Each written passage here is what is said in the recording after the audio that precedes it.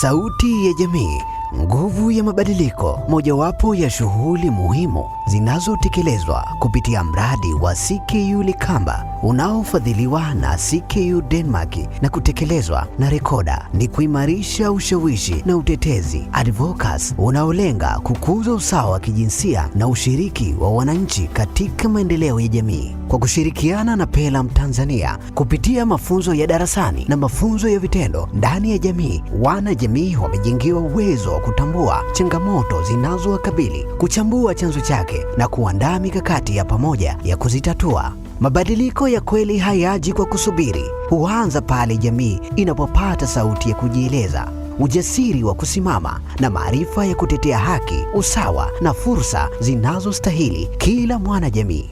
Lakini je, jamii inaweza kujenga mustakabali wenye usawa ikiwa haina dira na mkakati wa pamoja? Washiriki kutoka vijiji mbalimbali walipata fursa ya kukutana, si kwa ajili ya kujadili changamoto pekee, bali kuzichambua kwa kina na kubuni suluhisho endelevu. Kwa pamoja waliandaa na kuboresha mikakati ya ushawishi na utetezi inayolenga kuimarisha usawa wa kijinsia, kuongeza ushiriki wa wanawake na wanaume katika maamuzi na kuleta maendeleo jumuishi. Kwa sababu maendeleo ya kweli huanza pale wananchi wanaposhiriki kuyaibua, kuyapanga na kuyasimamia wenyewe. Na sasa tuungane na Anna Marwa anayetueleza jinsi mchakato huo ulivyowezesha jamii kujenga mikakati itakayokuwa chachu ya mabadiliko ya kudumu. Kwa jina naitwa Anna Marwa, nimekuwa mwezeshaji wa mafunzo haya kwa takribani sasa siku 8. Tumekuwa na mafunzo mazuri kwa hizi siku 3. Tumekuwa na zoezi zima la kuboresha au kuendeleza ile mikakati ya ushawishi na utetezi kwa ngazi ya vijiji.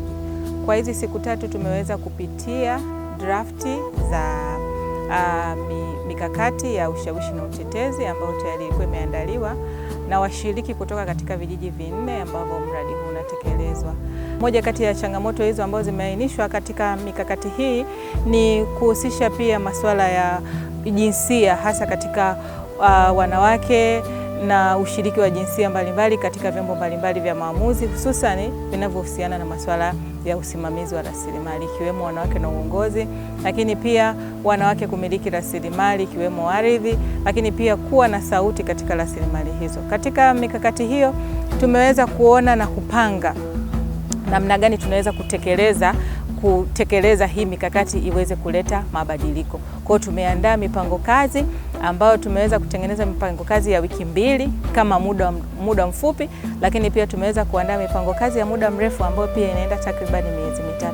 Kwa hiyo mipango kazi hiyo itaanza kutekelezwa na washiriki kwa kutumia fursa zile walizonazo kule vijijini, ambapo pia ni pamoja na watu walionao, wazee wa mila, elimu walizonazo, lakini pia vyombo mbalimbali vinavyopatikana katika ngazi ya kijiji. Kwa tunaamini kwa pamoja wanaweza kuleta mabadiliko na wanaweza pia kuondoa zile changamoto ambazo zinawakabili. Lakini pia mabadiliko ya tabia ya nchi ambayo pia yanawaathiri na kupelekea umaskini. Kwa tunaamini kwa strategy hizi au mikakati hii iliyoandaliwa na namna ambavyo wameweza kuainisha namna gani wataitekeleza na mipango kazi hii iliyotengenezwa, ni dhahiri kwamba utekelezaji wake utaleta mabadiliko makubwa na utawanufaisha wote kama wananchi, wakiwa na nguvu ya pamoja kama fursa ya wao kufanya kazi pamoja na kuleta mabadiliko.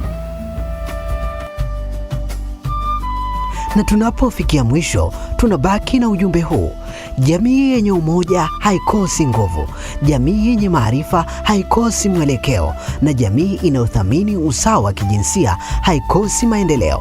Leo yaliyoandaliwa kwenye mpango kazi ni mwanzo wa safari. Kesho yataonekana katika maisha ya watu, kwenye sauti za wanawake na wanaume zitakazosikika kwa usawa, kwenye viongozi watakaowajibika zaidi, kwenye familia zenye mshikamano na kwenye vizazi vitakavyorithi jamii yenye haki, usawa na ustawi. Kwa sababu mabadiliko ya kweli hayaanzi pale mtu mmoja anapoongea, huanza pale jamii nzima inapokubali kusimama pamoja, kushirikiana bila ubaguzi, kuchukua hatua kwa pamoja na kuamini kuwa kila mwanamke na kila mwanaume ana nafasi ya kuchangia maendeleo. Hapo ndipo ushawishi hubadilika kuwa matokeo, usawa wa kijinsia hubadilika kuwa uhalisia wa maisha ya kila siku, na matumaini hugeuka kuwa historia ya mafanikio ya jamii. Na kufikia hapa sitakuwa na la ziada kwa leo, hadi wakati mwingine. Langu jina ni Jacob Morris kutoka Drone Media. Tukutane tena katika makala ijayo. Nikihifadhi leo tutacheka wengi. Moyo wangu shamba langu, tukipumua pumzi moja.